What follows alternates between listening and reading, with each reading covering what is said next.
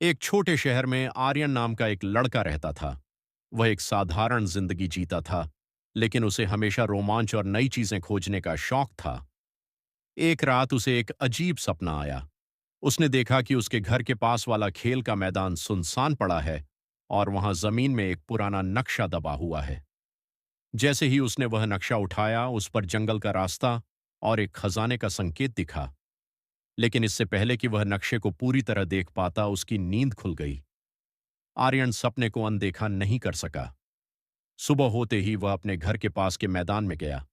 मैदान में जाकर उसने वही जगह ढूंढी जो उसने सपने में देखी थी। दिल तेजी से धड़क रहा था, लेकिन उसने वहां खुदाई शुरू की। कुछ ही देर में उसे सचमुच एक पुराना धूल से भरा नक्शा मिला। वह हैरान था कि उसका सपना सच हो गया। नक्शे को ध्यान से देखने पर उस पर जंगल की ओर जाने वाला रास्ता बना था। नक्शे के कोने पर एक छोटे से निशान के साथ लिखा था, जो खोजेगा वही पाएगा। आर्यन ने सोचा कि यह एक संकेत है। उसने नक्शा और एक बैग लिया, अपनी कार स्टार्ट की और नक्शे में दिए गए रास्ते पर चल पड़ा। रास्ता आसान नहीं था। नक्शे ने उसे मुख्य सड़क से हटकर एक पुराने सुनसान जंगल की ओर भेजा।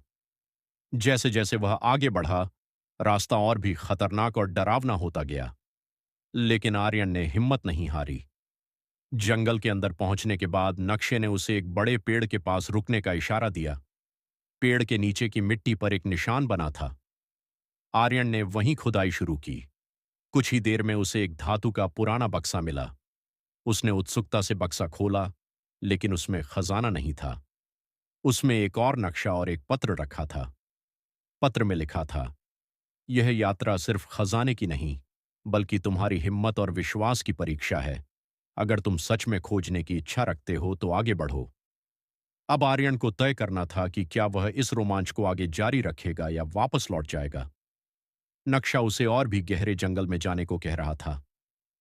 अगला अध्याय। आगे की यात्रा में आर्यन को और खतरों का सामना करना पड़ा।